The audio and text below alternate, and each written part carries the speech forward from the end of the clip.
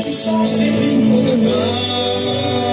Est-ce que quelqu'un peut souligner ce matin? C'est au nom de Jésus, Papa.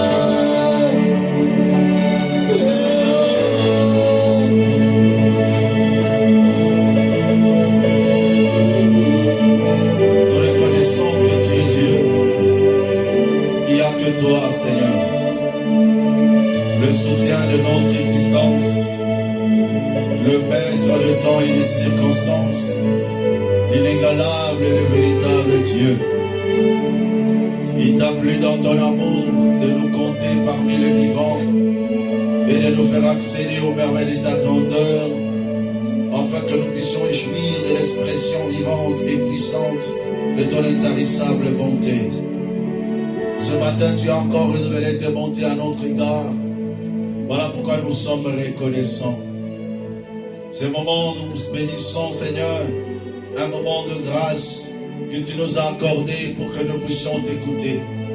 Il est écrit, seront tous enseignés de Dieu. Que cet enseignement vienne restaurer nos cœurs.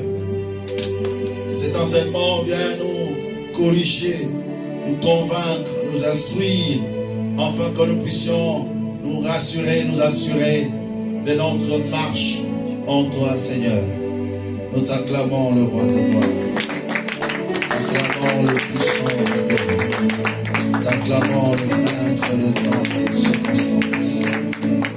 Et sur la gloire de Dieu. Amen. Saluons-nous les uns les autres avec amour et avec joie. Déclare une parole de bénédiction pour ton frère, ta soeur. Dieu nous accorde encore le souffle de vie et surtout la bonne santé de se retrouver encore ce matin. Amen. Voilà, sans pour autant traîner, nous allons partager la parole de Dieu, notre enseignement sur embellir sa destinée en Jésus-Christ. Je m'aimerais encore répondre en quelques mots les objectifs qui sont assignés à cet enseignement. L'objectif est que l'avenir appartient à l'Éternel. La destinée d'une personne est dans la main de Dieu. Mais vous devez savoir que nous avons une grande part de responsabilité pour que notre avenir soit glorieux. Dieu dispose les choses à notre égard en accord avec Jérémie chapitre 29, le verset 11. La Bible déclare, « Je connais le projet que je formais sur vous, dit l'Éternel, projet de paix et non de malheur, afin de vous donner un avenir et de l'espérance. » Là, c'est Dieu qui forment des projets pour nous. L'objectif, afin que nous puissions avoir un avenir glorieux, un avenir rempli d'espoir. Il dit encore dans Psaume chapitre 31, le verset 16, la Bible déclare, mes destinées sont entre tes mains. C'est David qui parle à Dieu. Il dit, mes destinées sont entre tes mains. Donc, vous comprenez par là que l'Éternel a formé des projets, que les destinées de l'homme sont entre les mains de Dieu. La destinée, c'est quoi? La destinée n'est rien d'autre que l'ensemble des événements, l'ensemble des circonstances, l'ensemble de réalités qui a été déjà fixé par le Seigneur pour notre devenir, pour notre avenir. Donc tout a été préparé par Dieu. Donc la destinée, c'est la volonté de Dieu. Et j'aime le dire, une volonté souveraine de Dieu. Saisissez bien ça. La destinée, c'est la volonté souveraine de Dieu qui règle d'avance ce qui doit être dans la vie d'une personne. C'est-à-dire ce que tu seras, Dieu l'a défini dans sa volonté souveraine. Et quand on parle de la souveraineté de la volonté de Dieu, c'est-à-dire c'est une volonté irrévocable, une volonté irrépréhensible, une volonté que personne ne peut changer. Alléluia. Amen. Là, c'est Dieu qui prévoit des choses. Mais dans le parcours de l'homme maintenant sur terre, quand l'homme entre dans le parcours, l'homme doit savoir, Dieu a prévu de bonnes choses, mais Dieu te donne aussi la puissance de le pouvoir de la décision qui s'installe sur la volonté. La volonté, c'est la capacité de se déterminer à faire ou à ne pas faire quelque chose. Une puissance, une force qui nous attire vers l'action. Et Dieu donne à l'homme 5 droits. L'homme sur la terre a 5 droits majeurs. La première des choses, l'homme a droit à la vie. Dieu, dans sa haute dimension, après la chute de l'homme, il dit, à cause du péché, l'homme vivra pendant 120 ans. S'il meurt jeune, 70 ans ou 80. Là, c'est Dieu qui l'a défini dans sa parole. Alléluia. L'homme a le droit de vivre. Voilà pourquoi l'Éternel ne permet pas à une personne d'ôter la vie de son frère. Alors lui, tu n'ôteras pas la vie de ton frère. Il y a même un commandement dans le 10 qui dit, tu ne tueras point. Parce que l'homme a le droit à la vie. Alléluia. Voilà pourquoi même l'humanité ont compris cela. Et dans plusieurs nations, ils ont aboli la notion de la peine capitale, la peine de mort. Parce que l'homme a droit à la vie. Ça, c'est le premier droit que tu as sur la terre. Alors, tu ne tueras point. Deuxième droit que Dieu te donne sur la terre, c'est le droit à la liberté. Dieu veut que tu sois libre. Libre de tout mouvement. Libre dans tous les domaines. Spirituellement que physiquement, tu dois être libre. Voilà pourquoi, même depuis l'ancienne alliance, Dieu n'avait pas voulu qu'un enfant d'Israël devienne esclave. Si cela arrivait auprès d'un étranger, la Bible déclare, le frère, son frère aura sur lui le droit de rachat. Avec toujours intention qu'un enfant de Dieu ne peut pas être esclave. À combien plus forte raison Dieu ne voudra pas que tu sois esclave du diable? C'est ce qui a poussé le Seigneur à quitter le ciel. Lorsque, après la chute de l'homme, l'homme devient esclave du péché, l'homme devient esclave du diable, et l'Éternel a quitté son trône. Il porta le corps. Il s'est fait notre frère, afin d'avoir sur nous le droit de rachat. Mais lui, à son tour, il n'a pas racheté avec les biens périssables. Mais il a payé avec son sang précieux. Voilà pourquoi Galates 5, le verset 1er nous dit, c'est pour la liberté que Christ nous a affranchis. Je prophétise et je déclare que tu sois libre libre au nom de Jésus. Libre de tout mouvement. Amen. Libre spirituellement. Amen. Tu n'es pas esclave du péché. Amen. Tu n'es pas esclave de la mort. Amen. Tu n'es pas esclave du diable. Amen. Mais tu es appelé à la liberté Amen. des enfants de Dieu. Amen. Voilà pourquoi la Bible déclare dans Romains 8, si vous descendez vers les versets 19, 20, 21, 22, 23, il dit, même la création tout entière soupire. Ils attendent la révélation du Fils de Dieu. Avec l'espérance, elle aussi serait affranchie, afin de prendre part à la liberté des fils de Dieu. Amen. Les fils de Dieu sont appelés à être libres. Bien-aimé, tu n'es pas esclave. Amen. Alléluia. Amen. Tu n'es pas esclave de la malédiction de ta famille. Amen. Car tu as été appelé à être libre. C'est un droit. Dis à ton frère, tu as le droit à la liberté. Tu as le droit à la liberté. Troisième droit, nous avons le droit de prospérité. La prospérité pour nous, en tant qu'enfants de Dieu, c'est un droit. La Bible déclare même, ton ancienne prospérité semblera peu de choses. Ce que Dieu te réserve sera bien plus grand. Amen. L'Éternel lui-même s'est fait pauvre et riche qu'il était. Et a mouru sur la croix en tant que pauvre, afin que par sa pauvreté, nous puissions nous enrichir. Amen. Je déclare au nom de Jésus-Christ, Au nom de Jésus. Dieu ne t'a pas destiné à la pauvreté, Amen. mais Dieu t'a destiné à la richesse. Amen. Que c'est un droit pour toi. Bien aimé, vous savez, lorsque quelqu'un est dans ce droit, il ne négocie pas. On ne négocie pas dans ce droit. Celui qui est dans ce droit a la tête haute. Celui qui est dans ce droit, il parle avec ardeur. Celui qui est dans ce droit, il parle avec conviction. Mais celui qui sait qu'il n'est pas encore dans ce droit, il parle en suppliant. Voilà pourquoi en tant qu'enfant de Dieu, ne pleure pas. Même si tu vois des choses ne marchent pas, ne pleure pas. Parce que tu dois réclamer tes droits. Tu ne peux pas réclamer tes droits tout en étant en train de pleurer. Non, quand quelqu'un réclame ses droits, il réclame avec insistance, il réclame avec colère, il réclame avec aisance, parce qu'il sait qu'il est dans ce droit. Amen. Alléluia.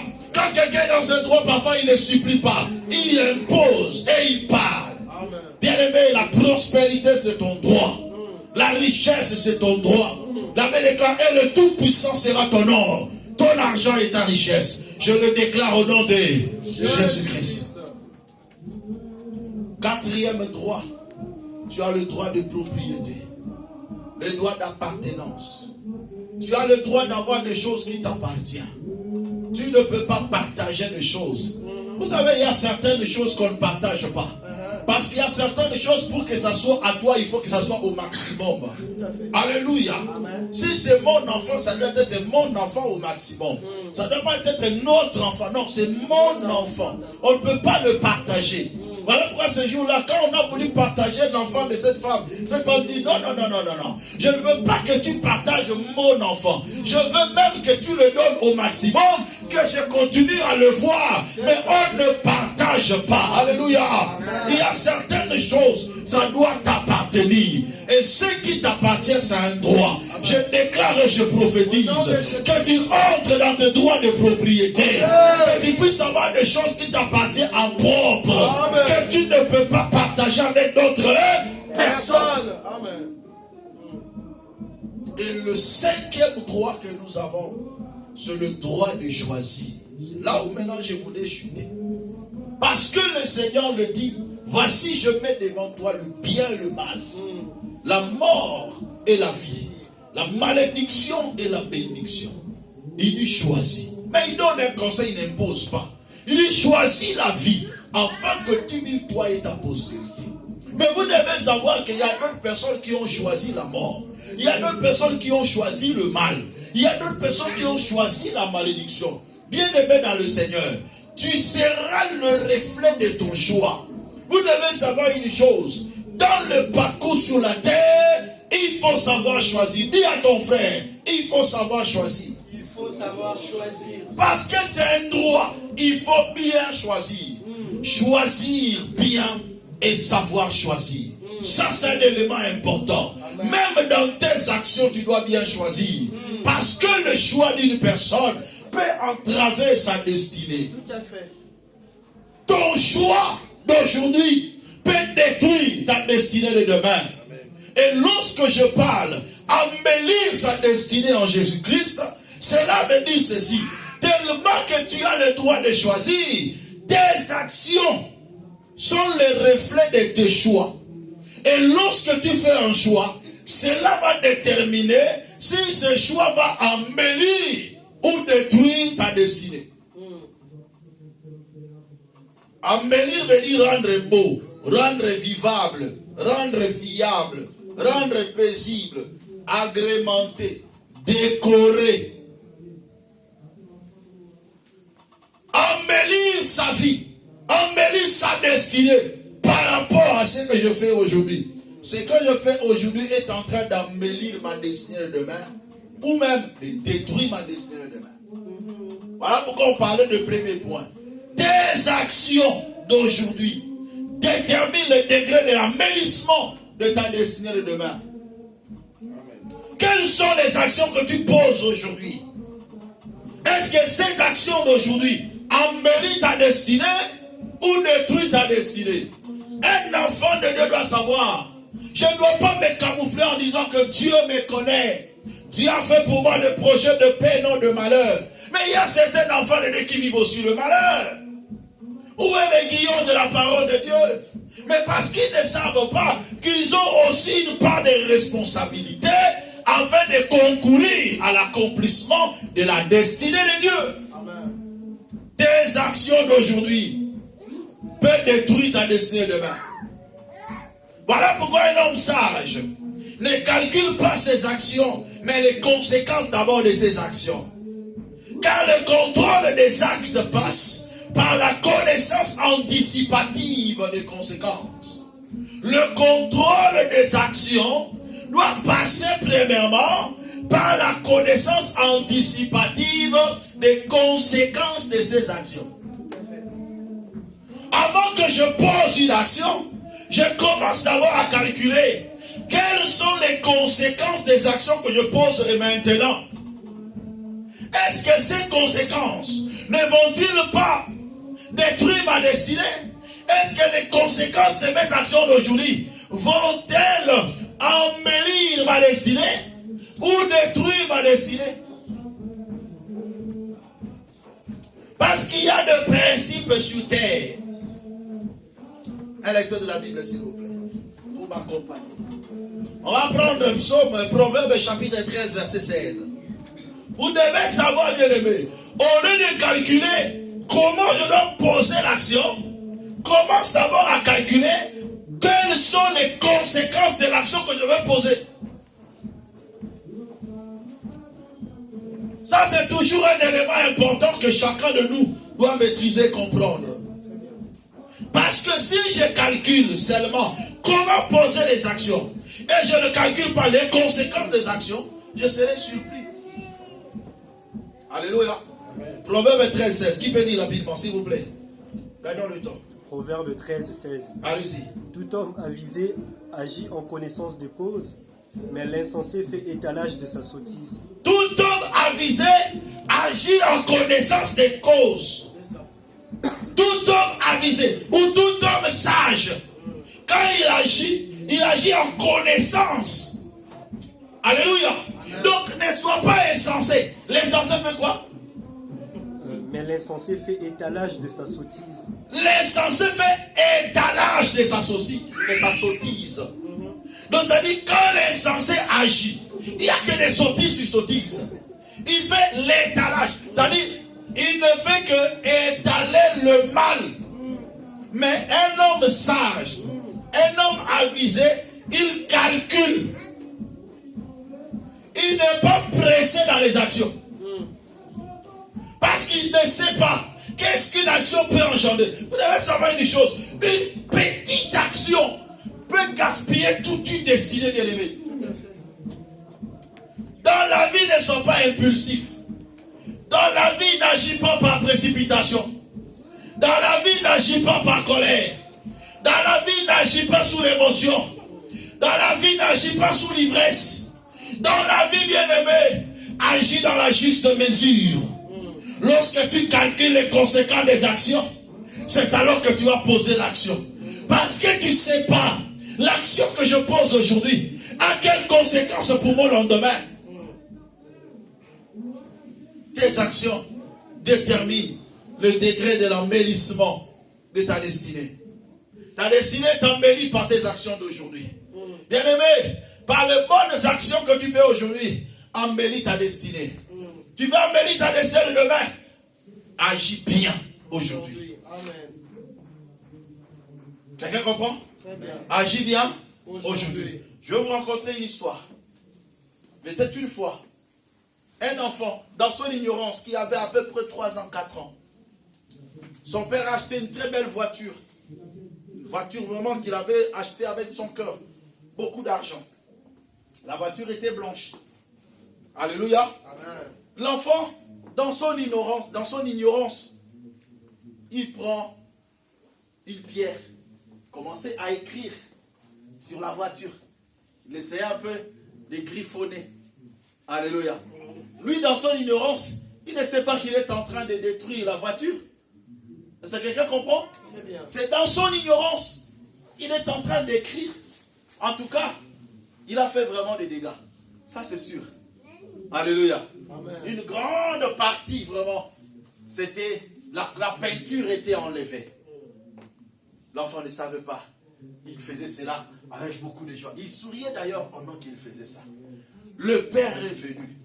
Quand le père a vu cela, il dit, mais qu'est-ce que tu fais? Le père a pris un bâton sur la main.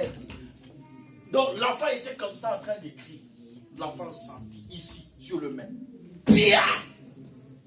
Sous la colère, sous l'émotion, le père a brisé les doigts de l'enfant.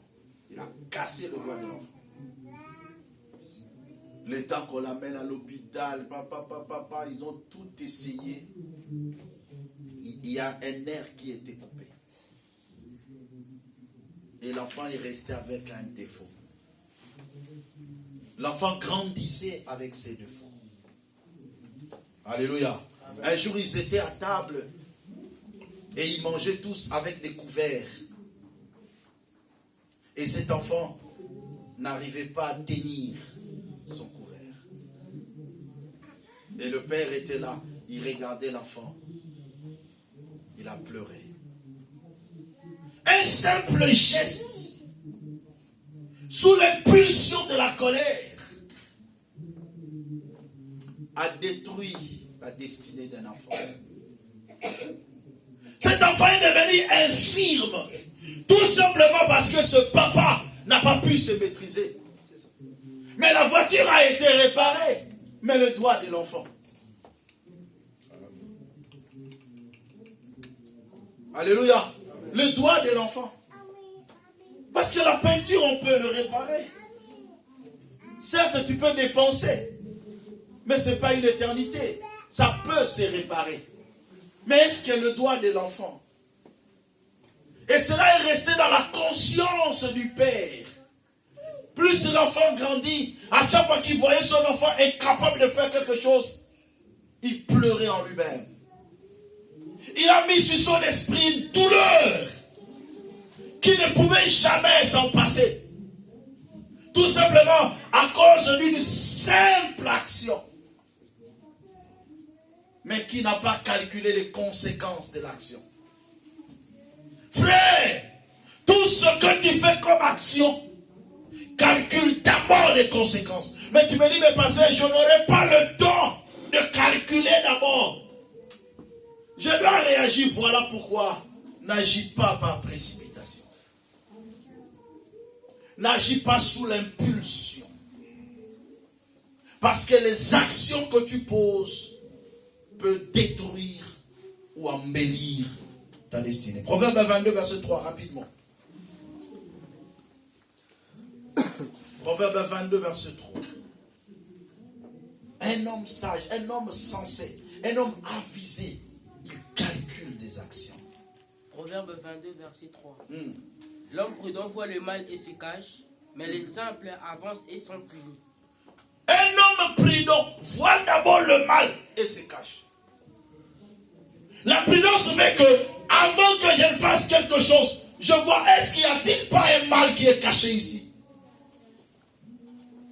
Un homme prudent Un homme avisé, il voit d'abord le mal et il se cache. C'est-à-dire, lorsqu'il est face à une action et qu'il voit qu'il y a un mal qui est derrière l'action, je ne le pose pas. Dis à ton frère, contrôle tes actions. Contrôle tes actions. Et le contrôle des actions, j'avais dit quoi? Passe par la connaissance anticipative des conséquences. Dis après moi. Le contrôle des actes, passe par la connaissance anticipative des conséquences. Tu as dit que j'ai le contrôle de mes actions. Donc c'est que j'ai la connaissance anticipative des actions que je pose maintenant.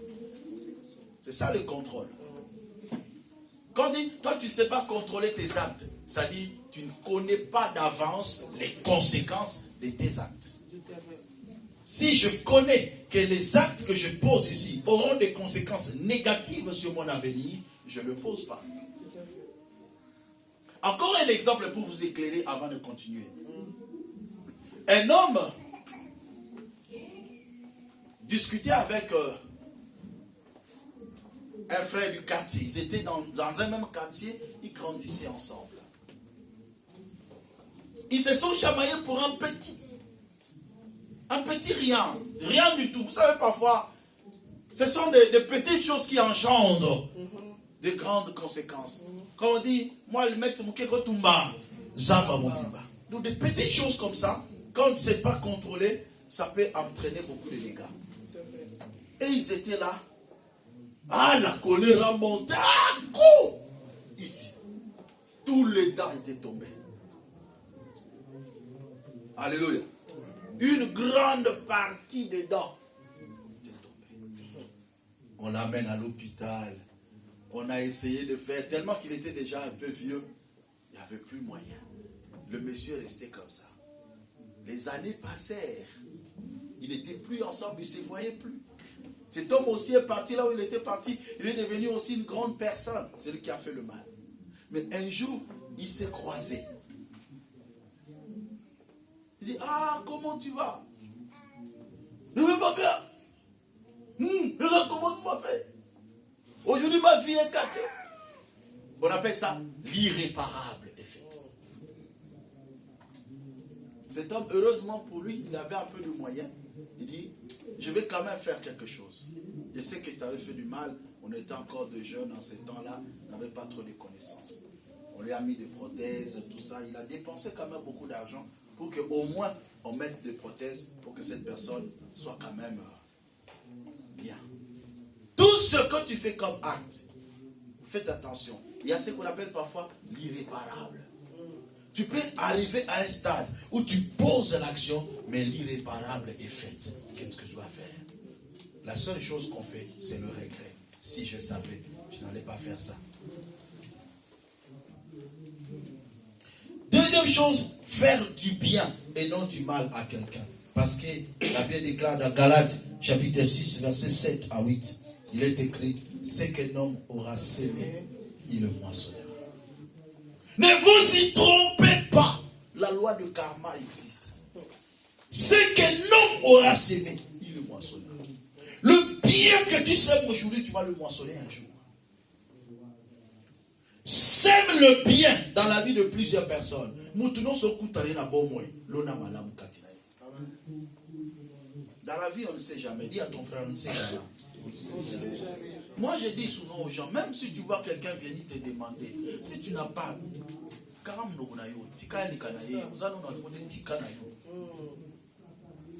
mais il y a d'autres personnes qui peuvent ajouter même l'injure sur une personne qui vient le demander. Mais pourquoi? Quand tu as le pouvoir de faire le bien, fais le bien. Et quand tu fais du bien à quelqu'un, n'attends pas le retour de la personne.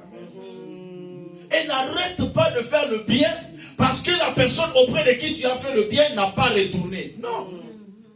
Le bien est semblable à une sémence. Là où je vais le récolter, je ne sais pas. Ce qu'un homme aura sémé, il le moissonnera. Mais peut-être quelque part.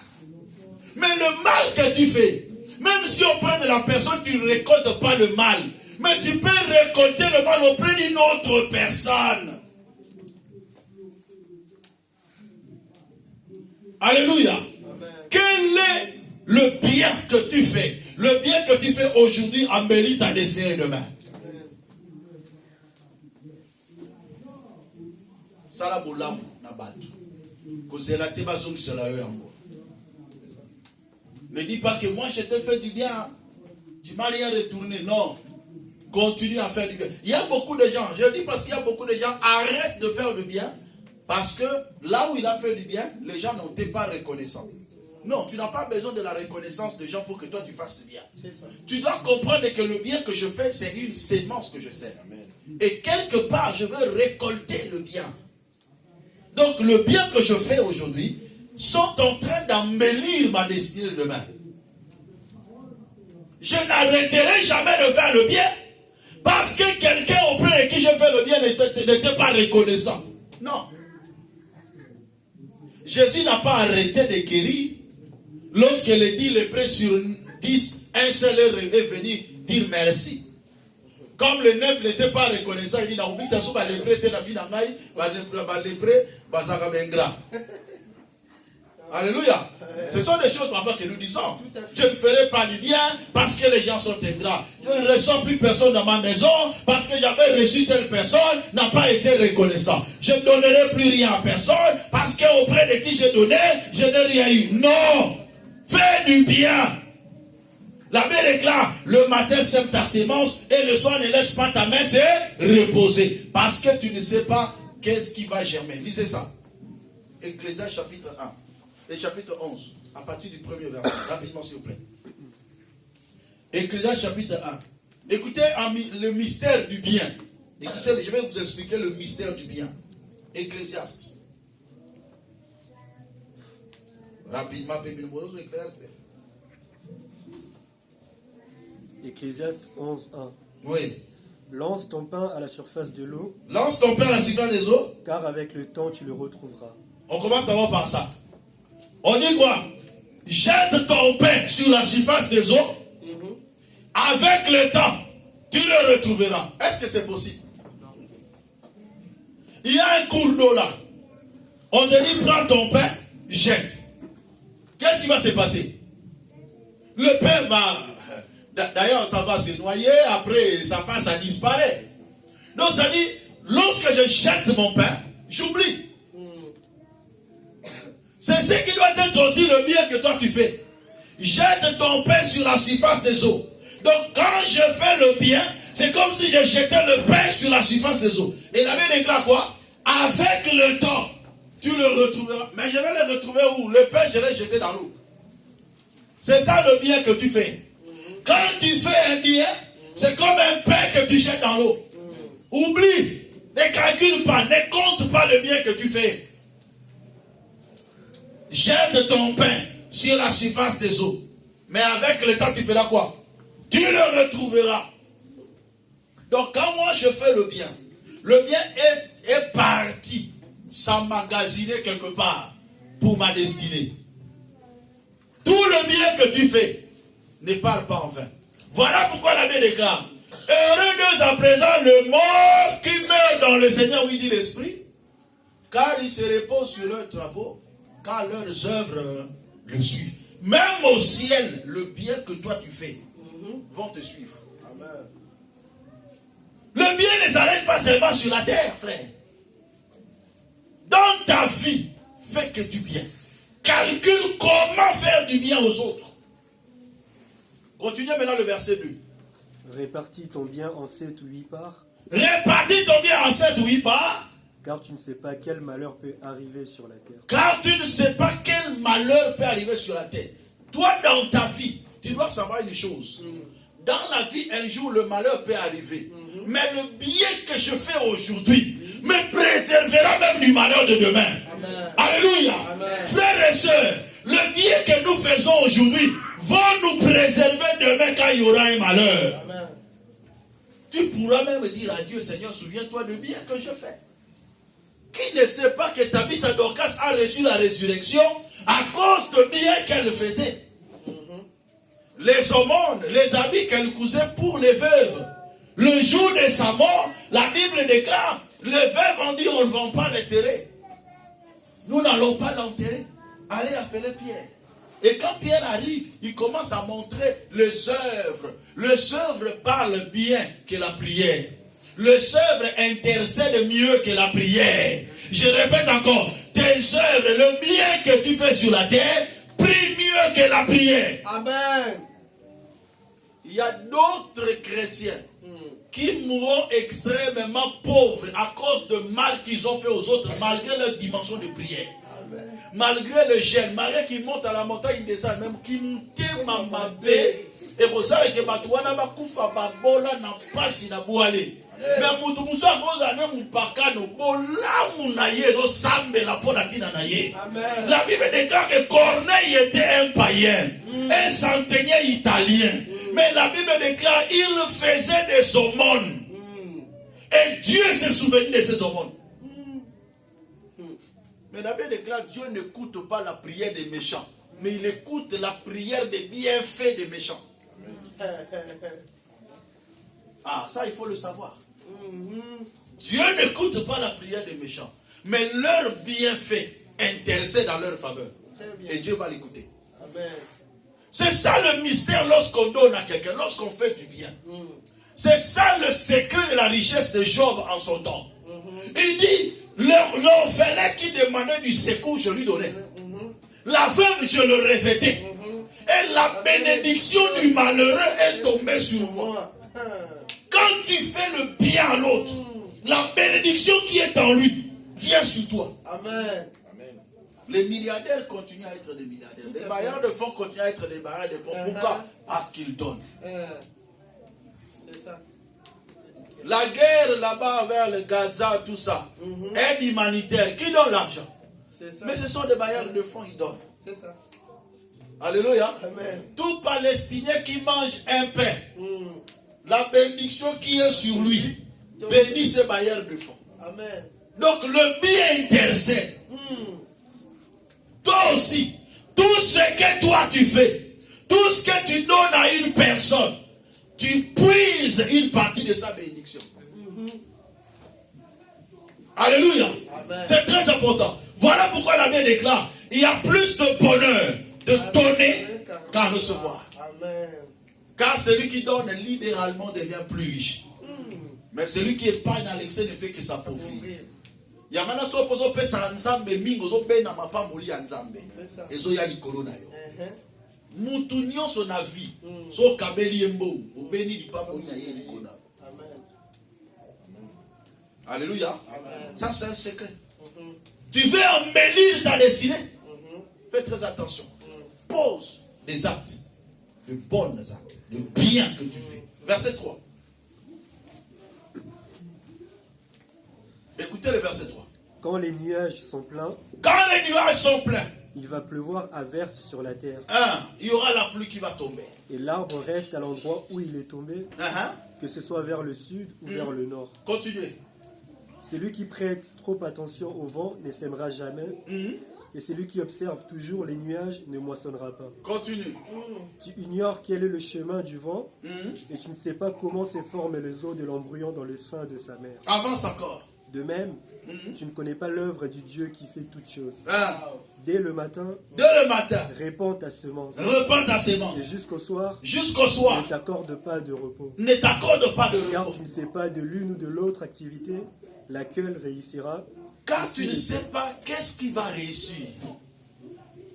N'appelle-si koto. Ce que koto opportunité on peut se faire la salle. N'appelle-si. Bolamu ozo sala kolembate. Ne te repose pas de faire le bien quand tu peux le faire. Alléluia. Amen. En tout cas, quand tu as l'opportunité de faire un bien, fais-le. Est-ce que vous comprenez bien? Quand tu as l'opportunité, la Bible dit quand tu ne sais pas, c'est tel ou c'est tel qui va germer. Alléluia. Na évité si quand il y a repuisé l'ipamboli à munene. Nga problème na na kutani na mutu na pesi soki na koki ko sala. Soki na koki na pesi koto. Na lobateke na kopesa soute poste na pesa da koto mais soki na koki na ko sala les sous. Donc ça dit le bien que je fais, je le fais avec mon cœur. Quand je dis le bien, ils ont gâté plus à Moutombongo. Pourquoi Sungape Moutou? Nalika Moro Songolo. Fais le bien. Ici, je parle en termes de bien que tu peux faire à quelqu'un. Quand tu peux le faire, fais-le. Quand tu trouves encore une autre personne avec qui tu peux faire le bien, fais encore. Parce que tu ne sais pas, le bien que tu as fait sur qui va impacter beaucoup ta vie. Va beaucoup embellir ta destinée. Même après ta mort, ta progéniture peut profiter de bien que toi tu as fait. Pourquoi Mephibosheth a quitté de Lodébar jusqu'au palais royal? Mais c'est à cause de bienfaits de son père Jonathan. David s'est souvenu de Jonathan.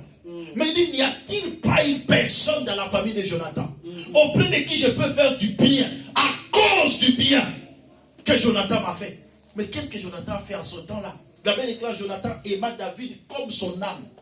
Mais cependant, son père Saül n'aimait pas David. Mais lui, l'enfant, aimait David. Il a protégé David même contre son père. Il a délivré David contre son père. À cause de ce bienfait, David un jour il dit, n'y a-t-il aucune personne, toute la famille est décédée, mais un enfant a été pris, on l'a fait échapper. Pendant qu'on le faisait échapper, il est tombé et il est devenu estropié. Il dit, il y a un homme, Mephibosheth. Mais il est où? À Lodébar, dans une ville de pauvres, de malheureux.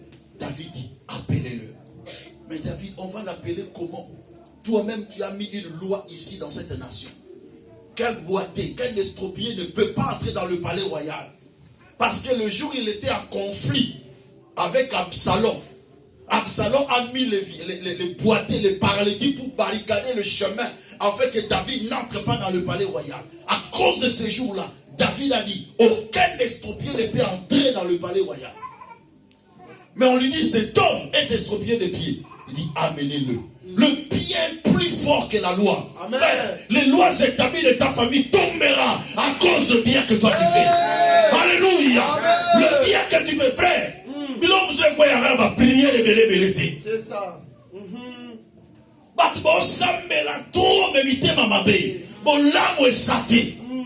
Frère, le bien peut intercéder là où la prière n'arrive pas. Amen. Le bien arrivera. Le bien fait tomber des barrières. Le bien fait tomber les lois établies. Le bien de Jonathan a fait tomber la loi qui a été signée par David lui-même. Frère, le décret royal où le roi pose le cachet sec de sa bague est irrévocable. Même lui-même ne peut pas aller au-delà. Mais à cause de bienfaits, il dit, il doit entrer ici. À cause de bienfaits. Quels sont tes bienfaits? Quel est l'héritage que tu laisses à tes enfants? Le pleur d'autres personnes? Quel avenir que tu as? Tu bâtis un avenir sur le pleur de gens. Non, frère.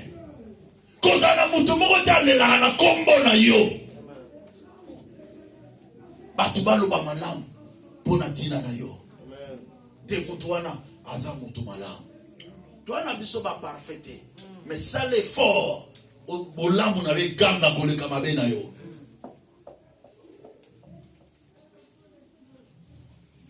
Aujourd'hui, je vais encore plus insister sur le sens de responsabilité et la maturité.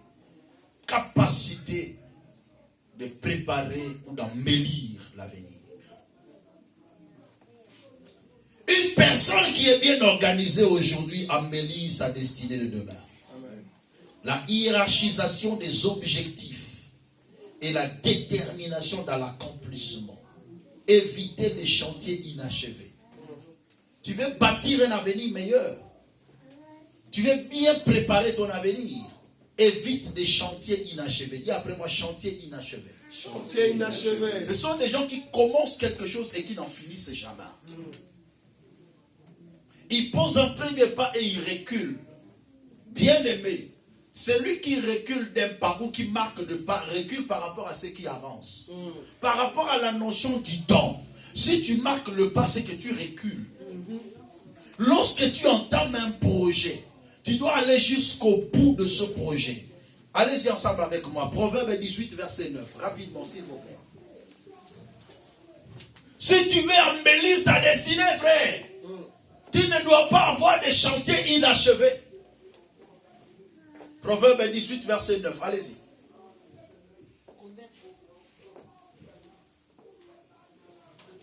« 18, verset 9. Allez-y. Proverbe 18, verset 9. Celui qui se relâche dans son travail est frère de celui qui détruit. Celui qui se relâche de son travail est le frère de celui qui détruit.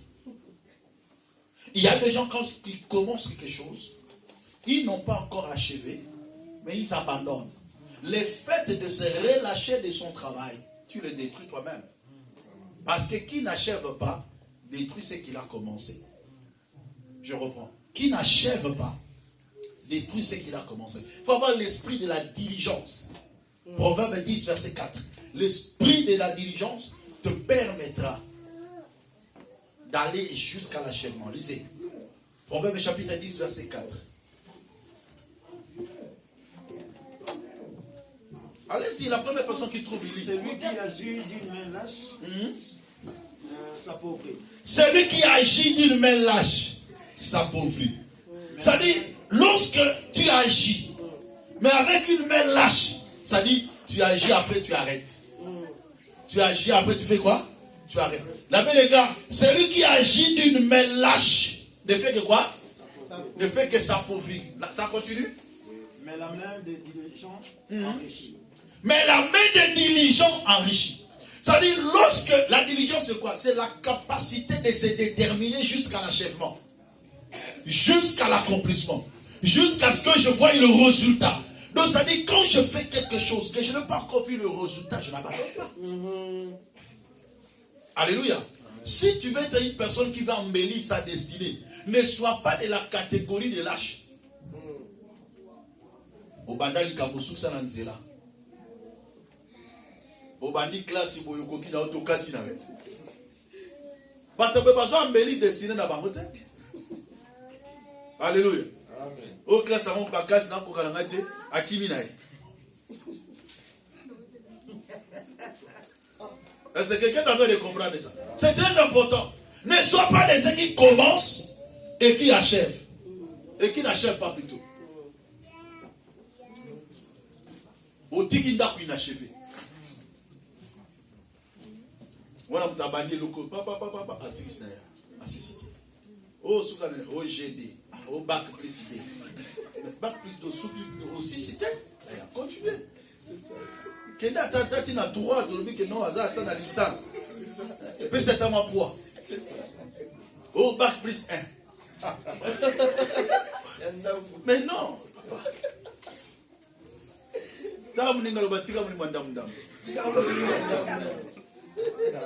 Il faut aller jusqu'au bout. Allez-y, fonce, avance encore. Essaye encore. Même si tu tombes, essaye encore.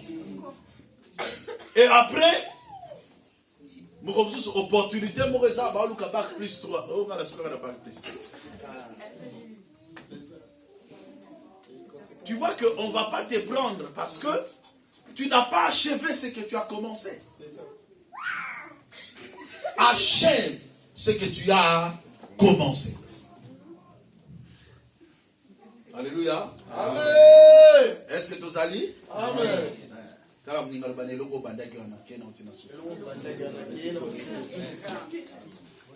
Même si tu rencontres les échecs, continue jusqu'au fond. Jusqu'au bout. Alléluia. Oui, bah, monsieur Zara, et là, on y est côté Ngaya. Comment qu'il y a un délire? Oh, polytechnique. Ah, continuez quand on parle. Alléluia. Et là, on y est Ngaya. Mais, et là, on est Ngaya, destiné à vie en moi. Avance. Amen.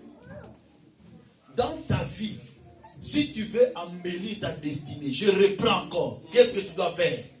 Ne t'arrête pas à mi-chemin. Vas-y jusqu'au bout. Quand vous arrêtez, vous avez vieux kangi au catch ou abandonné maman, vous tapez maman.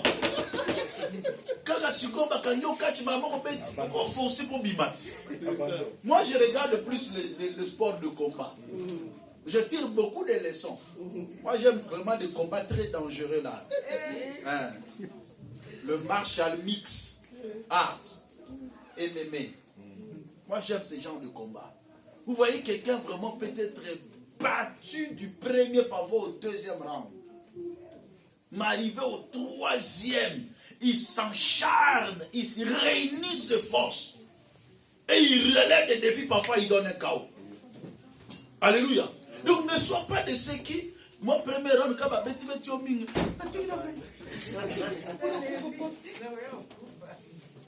alléluia. Non. Voilà pourquoi même les arbitres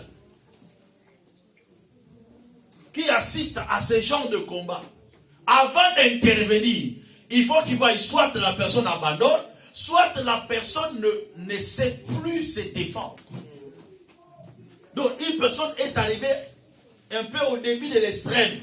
Là au moins on peut arrêter le combat. Mais quand une personne est encore là, il n'arrête pas le combat. Certes, il reçoit des coups, mais il est encore là. Vie et sa bongo. Je prends des coups, mais je suis encore là. Je prends des coups, mais je suis encore là. Je n'abandonne pas aussi longtemps que j'ai encore le souffle de vie en moi. Frère, tu échoues, continue encore. Tu tombes, relève-toi, vas-y. C'est ça le parcours de la vie. Ne sois pas du genre, tu abandonnes facilement. Parce que tu as rencontré un petit obstacle comme ça. Une petite barrière. Proverbe 13, verset 4. Lisez.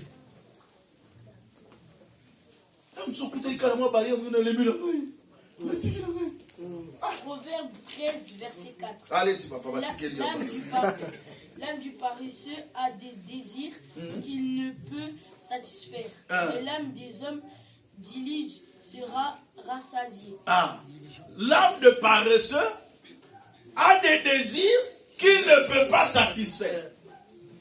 Donc, il y a des gens qui sont des paresseux, qui sont des lâches. Lorsqu'ils ont des désirs, et si au moins on a tonda ba projet, a tonda ba posa, banda ku inachevé. Yesu aloba, soko lingo tonganda fanda nan, calculer na ba mombo sana. Est-ce que ne na banda na kosilisa?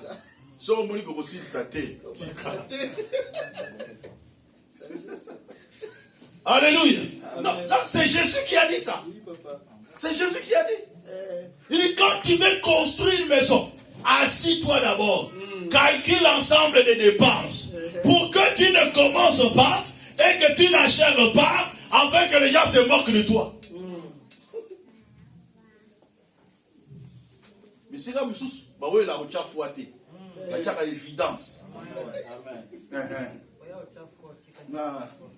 Mais c'est comme ça, papa. Évidence. Nana combien? Il est dans quel bout? Donc, nana dit la poche là. Nana que l'on a ça et le papa va au kangayo. Au tegana mutaronima. Ça n'a fait pas moi 10, mais après ça va copier au thé. Les arbres, monsieur Sengani, les évidences. Qu'est-ce que j'ai? Et j'avance. Est-ce que quelqu'un comprend ça? Bien. Très important. Proverbe chapitre 12, chapitre 21, verset 5. Proverbe chapitre 21, verset 5. Les projets de l'homme diligent ne mènent qu'à l'abondance, mais celui qui agit avec précipitation n'arrive qu'à la disette. Amen. Le projet de l'homme diligent n'amène qu'à l'abondance. J'avais dit, un homme diligent, c'est qui? C'est une personne qui a la capacité d'aller avec une chose jusqu'au bout. Il a la fureur de vaincre. Il a la potentialité d'achever ce qu'il a commencé. Amen. Et la Bible déclare, quand un homme diligent a un projet, cela ne lui amène que à l'abondance. Mais celui qui agit avec précipitation n'amène qu'à la disette. Voilà pourquoi on te dit, Fadana nous calculer. Pour que tu n'ailles pas des chantiers inachevés. Vie et rose à la gare chantier. vivre ezalaka na bandako etelemi. Na bandi projet simbi etelemi, na bandi projet simbi etelemi, na bandi projet simbi etelemi. Mais ayo projet oyo esimba te. Tika la bon. Ah. Bandi sous projet mususu. Okokisi do te. Tika na. Zui sous projet mususu. Simbi na te. Ah, comme Fadana nous calculer. Est-ce que d'accord? Là mususu. Na domaine la classe. Asili sa kote. Na domaine la libala kutu. Na mususu mona mtazwa facture atia na coffre. Esila te. Akesu na domaine yo ya ba relation et simbi kutu. Ake na domaine na musala akati na ekutu. Koti chômage. Nous mutu ba chantier inachevé na ba chantier inachevé. 5 chantiers. On aura 5 chantiers qui ça. Non c'est si là na mutu te tira ba chantier. Le chantier. Faut si là. Amen. Dans le sens de responsabilité, la maturité, je vais terminer aujourd'hui par la gestion financière. Proverbe chapitre 17, verset 16. Si tu veux embellir ta destinée, tu dois savoir comment gérer tes finances. Proverbe chapitre 17, verset 16, rapidement. À quoi sert l'argent dans la main de l'insensé? À quoi sert l'argent dans la main de l'insensé? À acheter la sagesse. On pose la question. À acheter la sagesse? Mais il n'a point de sens. Mais il n'a point de sens. À quoi sert l'argent dans la main de l'insensé? Bon, si bon, bon, si mutoyo, azan zoba. Aosana oni. Babi, asomba bonya. Toi gaspiller d'ailleurs. La gestion financière, c'est un élément capital qui nous permet d'embellir aussi notre destinée. Amen. Celui qui ne sait pas gérer son argent qu'il gagne, il ne saura pas embellir sa destinée.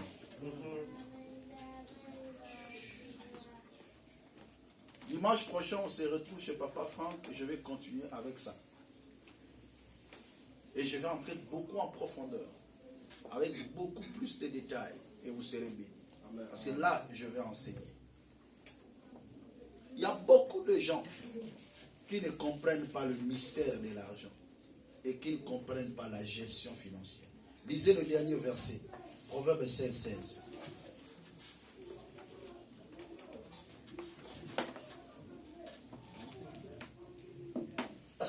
Dimanche prochain, troisième partie, on le lit de sa destinée. Proverbe 16, 16, allez-y. Proverbe 16, 16. Combien acquérir la sagesse vaut mieux que l'or? Combien acquérir l'intelligence est préférable à l'argent? Combien acquérir l'intelligence est préférable à l'argent? Donc, c'est-à-dire qu'il y a d'autres personnes, vaut mieux qu'ils acquièrent d'abord la sagesse que l'argent. Parce que lorsqu'ils ont l'argent, ils ne savent pas comment le gérer.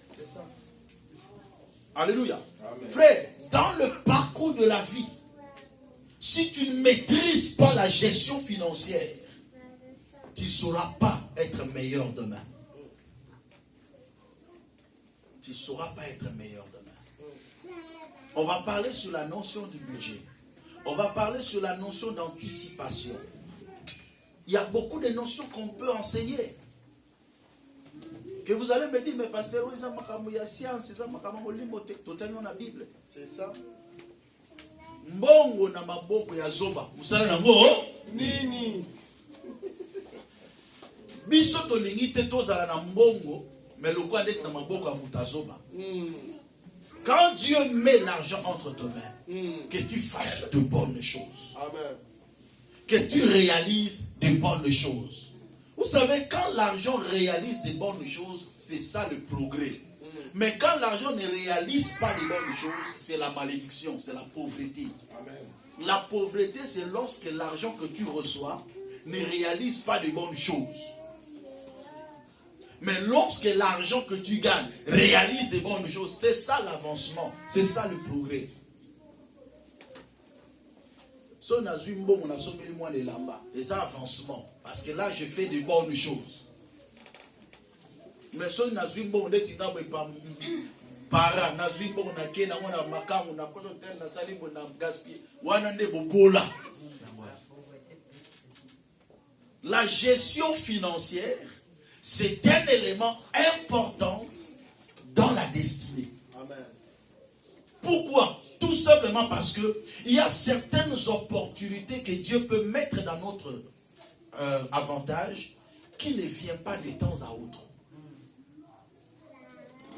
Il y a des occasions que Dieu dispose. Et il y a qu'à parfois,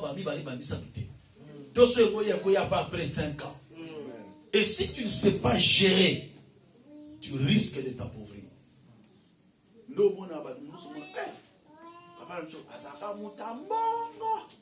Mais c'est quoi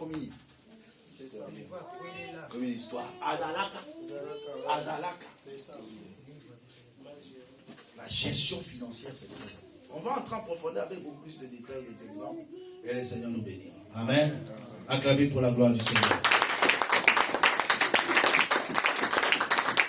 Baissons nos têtes, nous allons dire à Dieu, Seigneur, aide-moi à faire un bon choix. Certes, tu m'as donné le droit de choisir, mais je dois choisir de bonnes actions. Je dois choisir le bien que je fais aux autres. Je dois choisir la bonne gestion, le sens de la responsabilité. Je dois choisir commencer quelque chose et aller jusqu'au bout. Prions tous ensemble. Au nom de Jésus-Christ. Alléluia. Dieu tendre Père, notre Seigneur et notre Roi. Nous t'élèvons, nous te célébrons à cause de ta fidélité, ta bonté. Aujourd'hui encore, tu nous as parlé. Que ton nom soit béni, Seigneur. Et tu as disposé nos cœurs, Seigneur mon Roi, pour que nous soyons de ceux qui embellissent leur destinée en toi, Seigneur.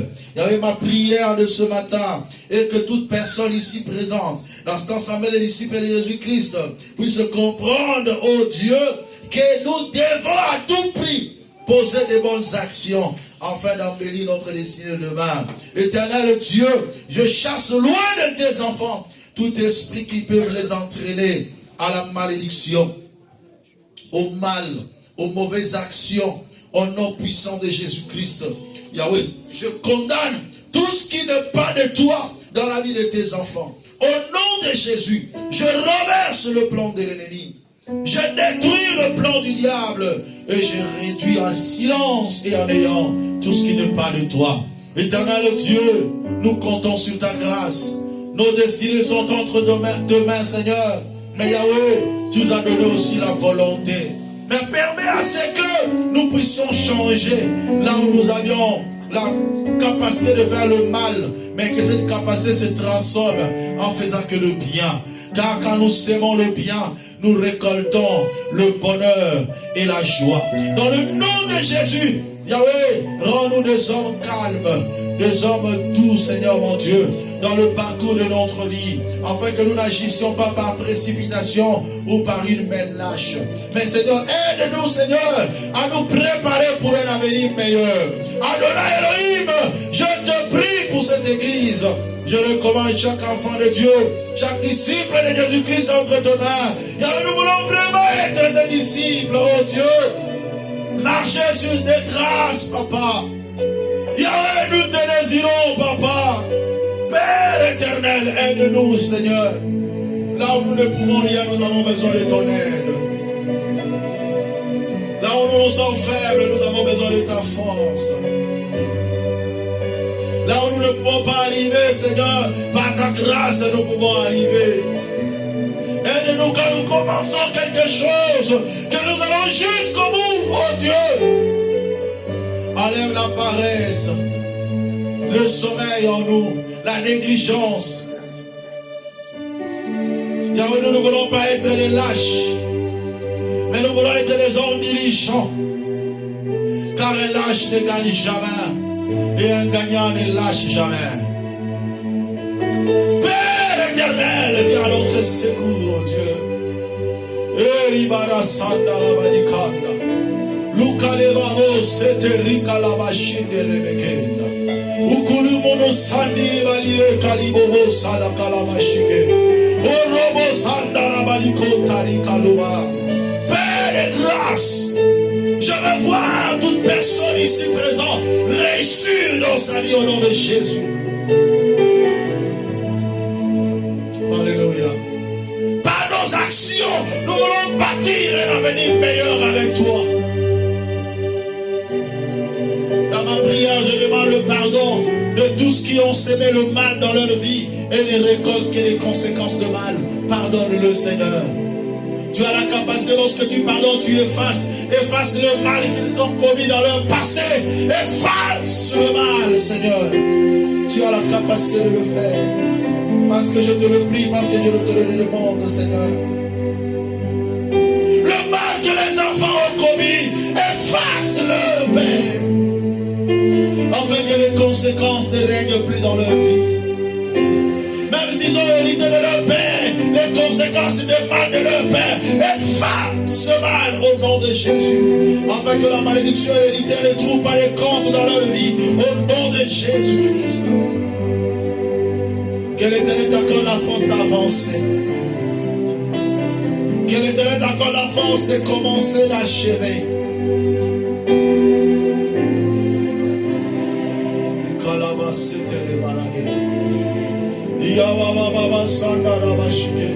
Au nom de Jésus, recevez la grâce de Dieu. Recevez la faveur du Seigneur. Recevez la bénédiction du Seigneur.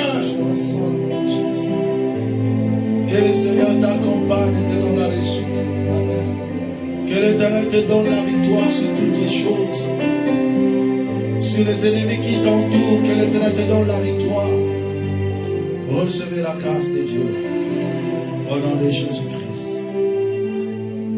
Au nom de Jésus-Christ. Merci Seigneur. Amen.